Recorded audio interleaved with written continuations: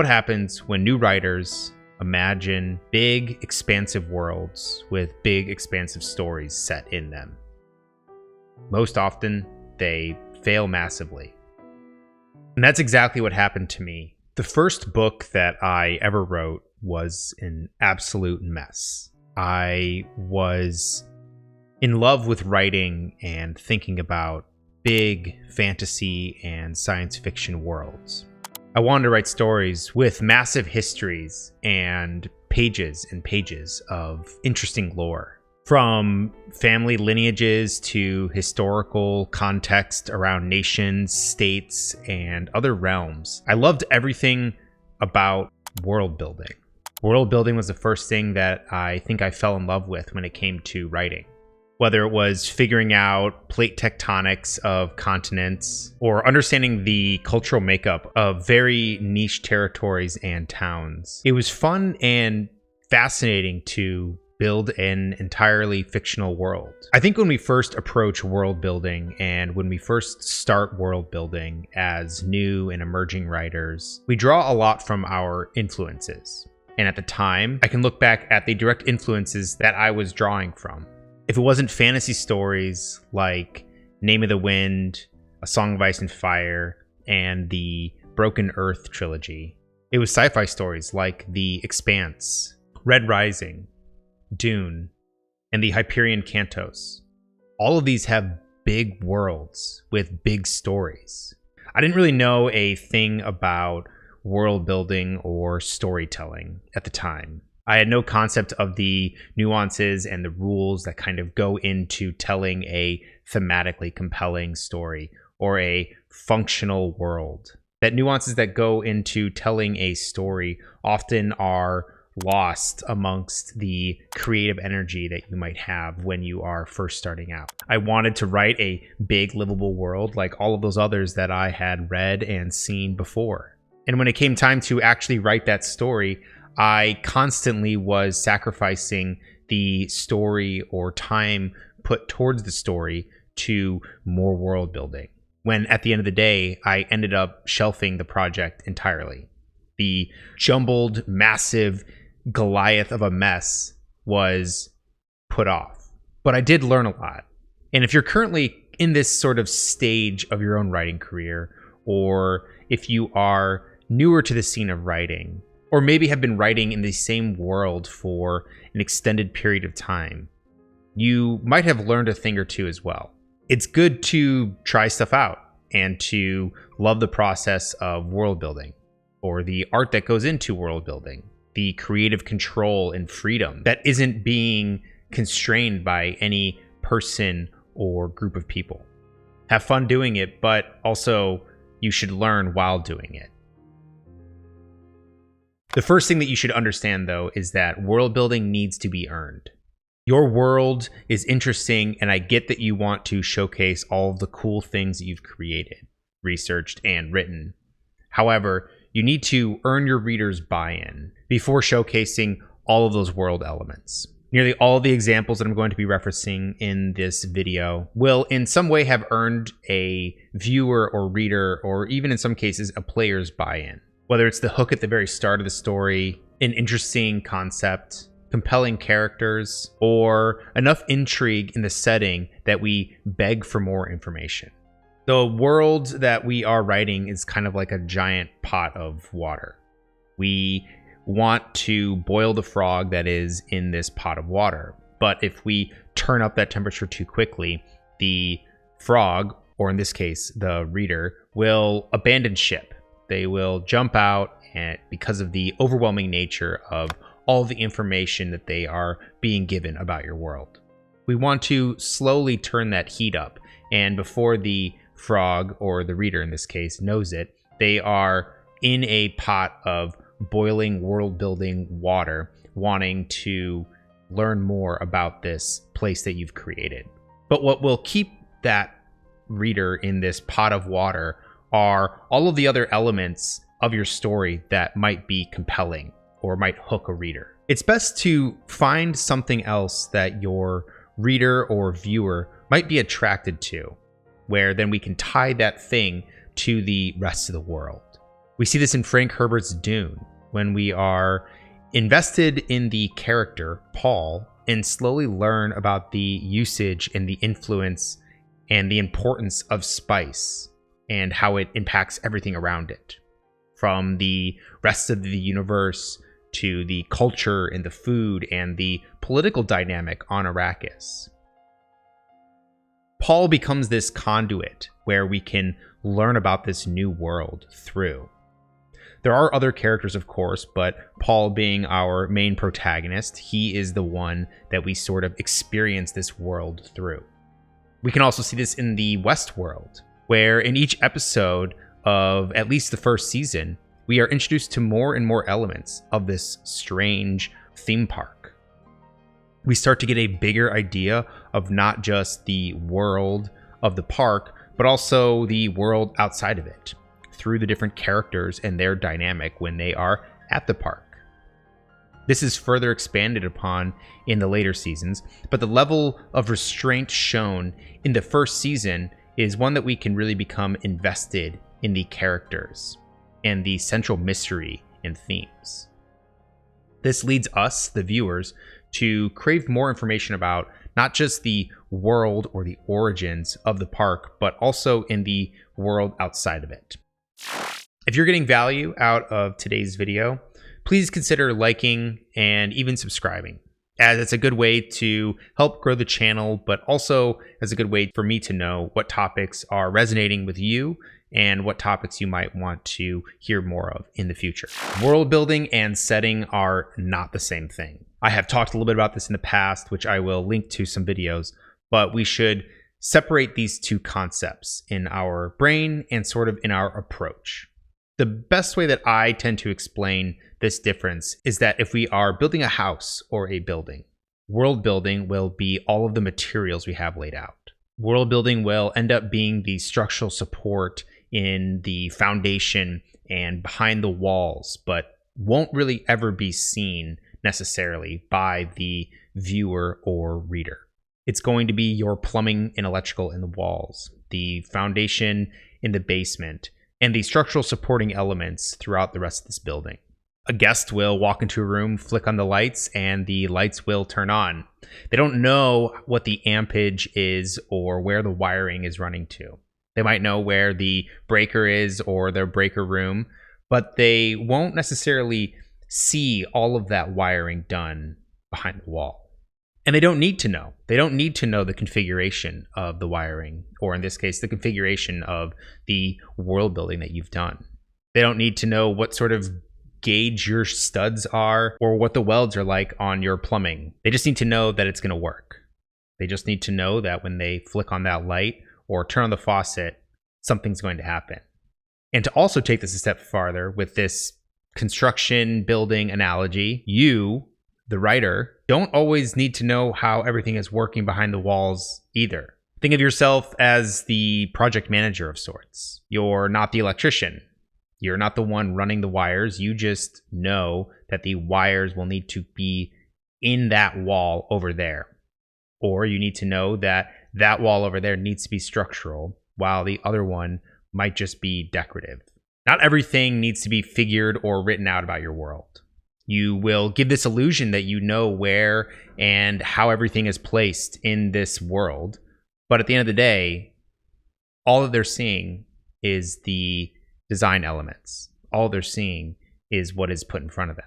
All that really matters is the experience and how that experience enhances other elements. In this case, that experience is the setting. The setting is the world that we have created for our characters and our plot and our story to exist within. It is the setting that will enhance the other elements of fiction in our story.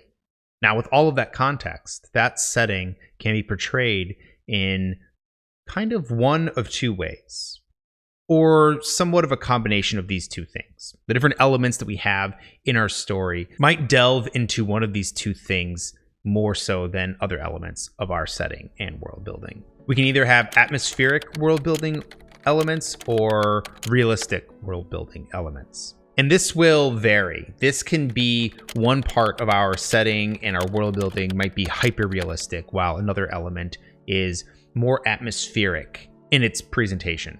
Every story will, of course, have a bit of both, but usually they lean more so in one direction over the other. As a few examples, we have The Lord of the Rings, where this one is probably a combination of both. It has a soft magic system within a realistic-ish world. The language and histories are all rooted in a very hard system that is very Tolkien-esque. But compare that to a Song of Ice and Fire or a Game of Thrones, we venture even deeper into the realm of realism. Tolkien focused heavily on the realism that is associated with his languages and the lore and the histories and the makeup of the world.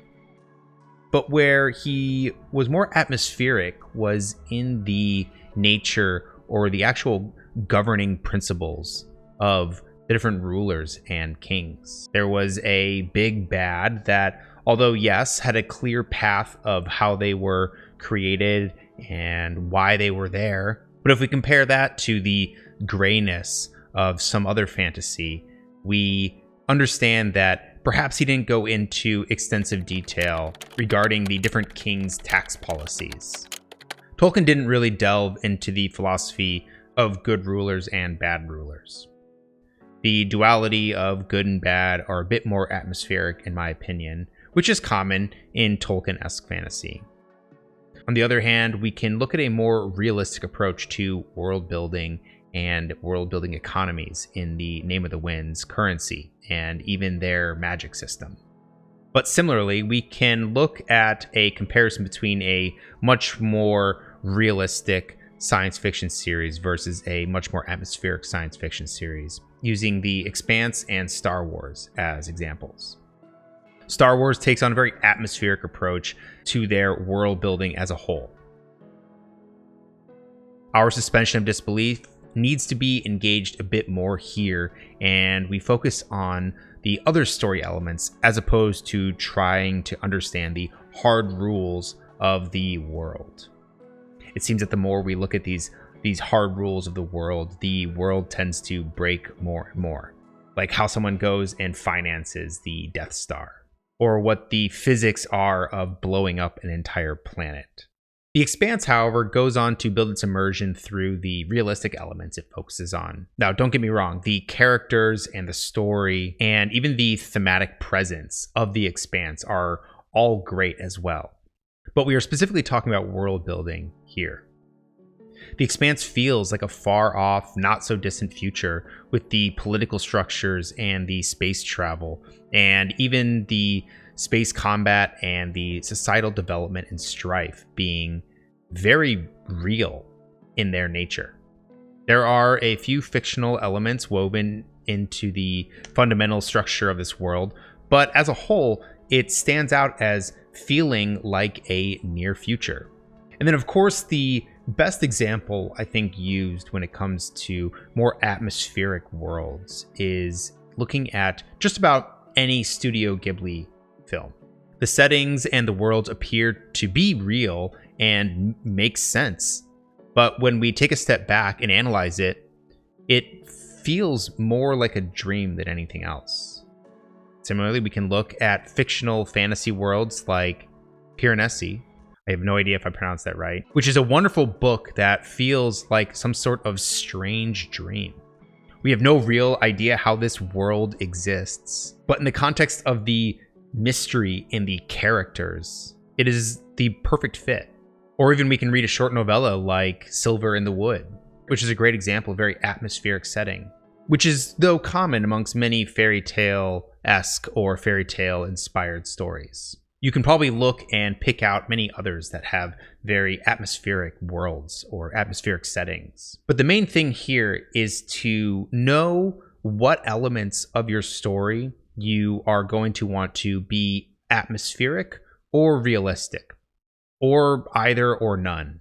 More than likely, you will dabble a little bit here and a little bit there, and then make a more deliberate effort in their presentation on the page of which route you will lean more heavily into. Understanding this will help you refine your setting, making it feel original and unique, and force you to analyze the different world building elements that you have in your toolbox. And how this whole concept sort of ties back into world building versus setting is that we can, of course, take different elements of our world building and apply it to our setting, either leaning into more of those realistic, hard rules that we might have thought up, or we lean more into the atmospheric approach. Again, world building is really just the tools and the material, whereas the setting is the application and the final product. Having a good sense of how you want to use your world building in your setting will enhance your story and build a more immersive experience for your audience. Something that does a good way of sort of ushering in your world or making us familiar, or to use the boiling frog example again, to help boil that frog, is to establish the familiar and then understand what is the unfamiliar. This is something that contains a lot of moving parts and holds a lot of nuances amongst it. This probably deserves its own video dedicated to breaking down and understanding how to apply familiar and unfamiliar and what even is familiar and unfamiliar. But at its core, there is something that the reader will be grounded towards or grounded to, and then something new that will be introduced, making it feel original. This will also help slowly introduce your world or introduce some of the more strange and otherworldly elements that go into building out your world. This is how we really do establish a original feeling world. And what does go into this is having a good understanding of your own genre, or at least the market in general that you are writing for. We might want to know what is in and what is out so that we can avoid tired tropes, cliches, and provide an overall fresh experience. One of the best ways that I always think about the clash of something familiar and unfamiliar is looking at the example of students in high school, or a high school but filled with X. Whether that's filled with monsters, filled with wizards, filled with other things. The familiar aspect is high school or high school students. Most people have been through high school or are in high school. Whereas then you introduce a unfamiliar aspect that makes that original experience or that familiar experience now a little less familiar. However, that example, the high school example, is one that might feel not so fresh any longer. High school meets magic. We can look at tons of books and movies written about it. So we might need to introduce another element that makes that feel unfamiliar or original in some other regard. But this can range from familiar as in our real world, or familiar as in a story or trope or world we have seen before. As an example, there is Yellow Jackets, a show where there is a plane crash of a girls' soccer team. We've seen plane crashes before and we've seen high school elements before, but blending those two elements or those two ideas comes up with something that feels unfamiliar. Or we use the trope of two people being trapped on an island together, or two people that might be romantically involved being stuck in a room together, and blending that with on a spaceship. Both of those are familiar concepts, but done so in a somewhat original way, as in the Passengers. However, probably one of my favorite examples of this is looking at a show like Severance. We can see the blending of a familiar and unfamiliar elements played out masterfully. The TV show is about a new technology that splits your memory during portions of the day or while doing tasks. In this case, it is done to the majority of our cast while the users, or the severed, are at work and when they are off work. The familiar element here, of course, is work, but also the idea that if only you could blink and all of a sudden be done with your work day, especially if you don't enjoy your work or you are dealing with something else, which many of the other characters are. We have all heard of work-life balance and have probably been in a job where we wish we could just skip to the end of the day. The unfamiliar element, though, is that we can, and that there is a technology that allows us to do so. This creates an original idea and a very interesting world where a story can take place in, looking at the impact of those that are severed. In the show, we establish this dynamic within the opening shot. Haley is asked a series of very normal, though strange questions, but she is unable to recall any of the answers. And as we move through the first episode, we are given a little more information about this world, but in the context of something we are all familiar with: work, an office, a job, life outside of work, office, and a job. And in doing this, and in knowing the familiar concept and the unfamiliar concepts we are working with, it makes that unfamiliar setting and that familiar aspect of this world pop and stand out so much more. Another thing that I've picked up, and sort of a mistake that I made in the past, is I didn't understand if we are learning about the world through our character or with our character. This is probably the most active role that your world building will play. This will probably influence your own prose and how you actually are writing your dialogue and your exposition. Is this something that a character is recalling and almost narrating and telling the reader or making comment on? Or is this something that is being done to your characters, that they are experiencing along with the reader, asking the same questions and trying to fill in the same gaps? This will change and vary depending on your POV, but will also change and vary depending on your cast and how many characters are in it. There can be a lot of dramatic irony, or there can be a lot of tension built with a character that is telling us, or that we are learning about the world through them, whereas then another character we are learning about the world with them. It's good to sort of strategize which elements you actually are going to want to show off in this way. Someone who is a historian will probably know more about the history, so in that regard, either they are interested in learning about a world, we are learning about it with them, or they are more so commenting on and telling the reader or informing them as they experience their day-to-day life. Some of my favorite examples of this different dynamic playing out are first being Clara and the Sun, where in this story we are learning about this world through Clara. It's a beautiful and sad and emotional story, but is one that rewards the reader in the experience they have with Clara. And another really great example is the Hyperion Cantos, especially though in the first book, Hyperion. In this case, we are given multiple points of view, and in it we learn about all of these different aspects and angles of the world from the different experiences that our cast has. Through all their different point of views, they share with us more and more about the world, all arriving at a central climax. This makes each little experience feel fresh and unique and impactful in the ways that they might influence or overlap with each other. Another one where we learn about the world from our characters is in the Broken Earth trilogy.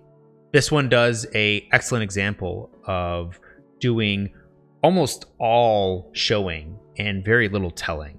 This really pulls no punches, where you jump into the story and you are picking up on the world elements, the magic system, and even just the dynamics of this world.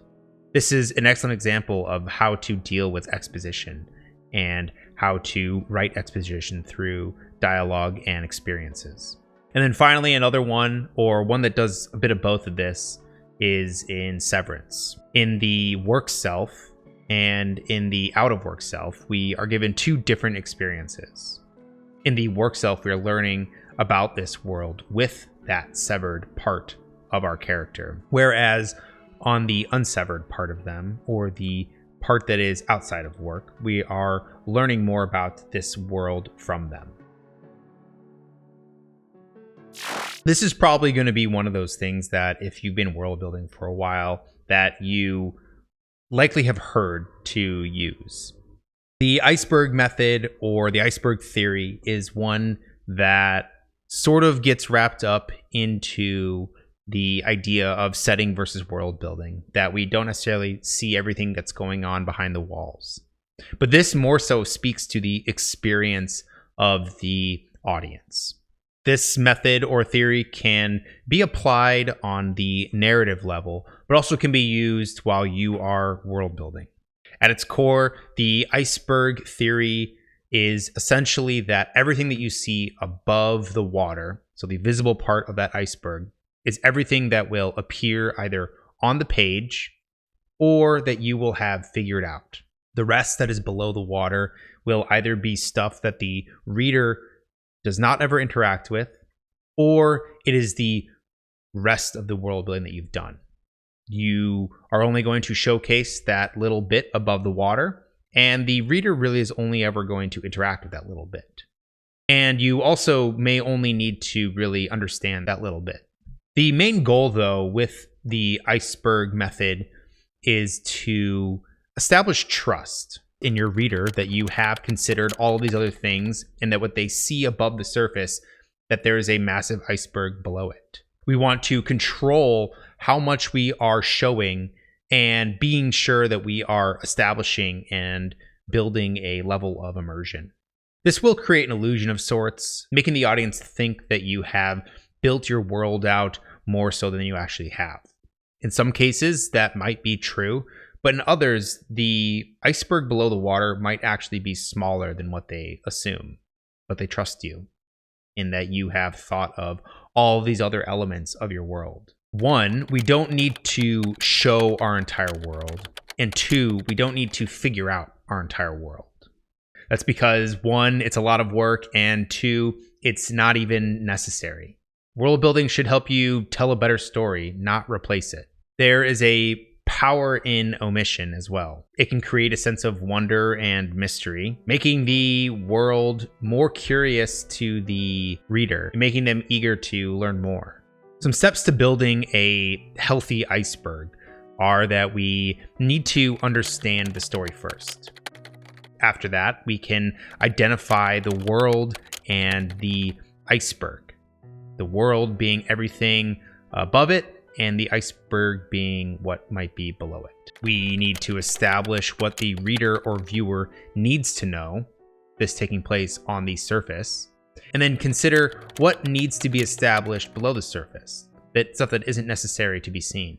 We can use subtext to give the illusion of the iceberg being deeper than it actually is, and use the power of showing and not telling.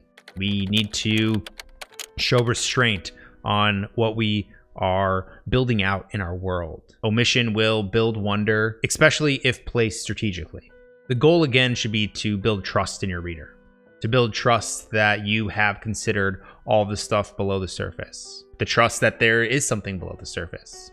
This comes from well-placed and strategic subtext, strongly developed surface elements, and a cohesive narrative where your world building is actually having an impact. Two really great examples of this are in The Handmaid's Tale, especially in the TV show, where we are constantly wondering more and more about the world and about how this version of America came to be. A lot of restraint is done through the use of point of view and only being able to experience things through a very limited perspective. Another one is in the Southern Reach trilogy. In this trilogy, we slowly learn about the strange going on of Area X. There are a number of mysteries and a number of strategically omitted elements of the world that make us want to figure out what exactly is going on and what exactly is the shimmer. Understanding the role a character plays in the world was a bit of a revelation for me. This was something that I actually did apply into that earlier draft of the story that I was first working on and continue to carry it through to other works that I have. This really changes the perspective and what sort of world building elements we want to showcase. We used the example of a historian before, but we can use a myriad of other examples to show how our world building might change based on the different characters and the roles that they play in the world. The intersection between characters and setting, or characters and world building, feels like such an obvious element or obvious thing to focus on, but I don't see enough people talk about it. Doing this has helped me when it comes to knowing where I should focus on when it comes to world building and finding creative ways to come up with a story in a interesting setting. But in addition to all of this and understanding the role that a character might play or what world building elements we might include, there is also another aspect that I think is equally as important, and that is that it makes your world and your setting feel more real. It enhances the cohesion between your characters, your plot, your themes, and your setting. You can ask this: are these characters meant to be here? And does it only make sense for them to be in this world telling this story? Can this story operate in any other world, or can it only take place here and now and with these characters? These are important questions to have answers for, or at least we should keep these questions in the back of our mind while we're writing. Some really good examples that do this well, or that do a good job of imprinting these questions, are Blade Runner, where it really only makes sense to have this story happening from this character's perspective. Another one is in The Expanse. The different roles and points of views help showcase the world. They do a really great job of showing and not telling, and it sort of makes sense thematically that a detective is our primary POV character, as there is sort of a central mystery going on. And finally, The Witcher, both the games, TV show, and the books. A story about a monster hunter in a world full of monsters kind of feels like a no-brainer that this character belongs here and that this character can enhance all of those other elements that we have been talking about. This is one that is one of those newer things that I learned that just absolutely makes more and more sense. And that is that we need to incorporate threats and conflict to our world building. This is one, again, that I don't really see spoken too much about, but once we sort of understand it or see it play out, it sort of is a light bulb moment. The primary question that we should be asking is this: how can your world building reflect the ongoing conflict and threat in your story? This might vary, and the world building and the setting can both be amplifiers of the central thematic conflict you have taking place. This can deepen the tension and deepen the investment that your audience might have with your story. This conflict can come from political structures, ethnic and cultural groups, natural features and events, anything, truly anything that can sort of reflect what it is that the central conflict is. In The Expanse, a new technology or entity threatens an already unstable makeup between the Belters, Earth, and Mars. And in Mistborn, which I'm currently reading and am planning to do a video on in the future, there is a great balance between the political and societal pressures being influenced by the usage and access to magic. Also, this magic system is directly tied to the world that our characters are in, enhancing the plot and the dynamic between them and the rest of the world. And finally, in the Broken Earth trilogy, the fractured nature of the world is part of the reason for the story. Both thematically and narratively, the world is a direct representation of the central conflict. And the diagnosis that I probably should have given myself early on into this story I was working on, or early on into my writing career, was world builder's disease. This is another thing that many people sort of talk about, or we hear whispered about, but this is truly something that plagues most science fiction and fantasy authors. Something that we should think about if we are in this cycle of world building or building out our world is we need to examine if we are actually doing any writing for our story. If we are actually getting anything written and developed that is progressing the plot or the development and the arc of the characters. If we constantly find ourselves, as we sit down to write a scene or a chapter, that we then have to go back and sort of think about a history or go and develop some other type of aspect to the world, then we might need to re-examine our approach. Similarly, we also want to avoid trying to impose this own world builder's disease onto our audience. If we find that we are plugging tons and tons of exposition, this can also be a symptom that we are trying to cram too much of all of that work that we did on our world building into the story. We should look at our word count of our book that we are working on or the story that we're writing. If we aren't familiar what word counts are typically for the different genres and age groups that we're writing within, we should probably look those up and use those as a standard to go by. The first thing that usually always gets cut from stories that are too long is exposition. And usually when we have a ton of exposition, we feel that it is necessary for those world building elements or world building in general to happen on the page, which is probably a result of world builder's disease. But this sort of leads into the final point, and which is a point that I have sort of alluded to throughout this video. This is probably the most important point, and that is that world building should always service the story. We should really think about and consider how we can tell a better story with our world building. How is this going to enhance the plot? How is this going to make the setting pop? And how is this going to create and deepen the connection from the audience to our characters? How also can we showcase our world or enhance the experience through point of view? And does the world reflect our themes in any way? These are all things that will help each other and build and sort of focus our world building efforts. I'm not saying to not enjoy the process or that we need to be ultra rigid and scientific when it comes to our application and how we world build. I'm not saying any of that. But what I am saying is that world building should be secondary to the story. World building may be the thing that your audience falls in love with after they have fallen in love with your story. World building may be the thing that they fall in love with after they have been invested in your characters. And the world that you've created might be the thing they come back to after the thematic payoff of the end of your story. We need to remember that all of these elements, whether we're talking about world building or characters or plot or themes, all of these come back to telling a better story. Thanks for watching.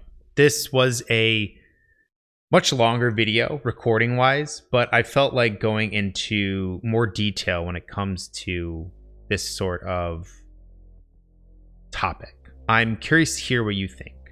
Is world building something that you've struggled with, or is there something that you've learned through your own mistakes or through your own research when it comes to world building? Let me know in the comments down below. As always, thanks for watching, and I'll see you next time.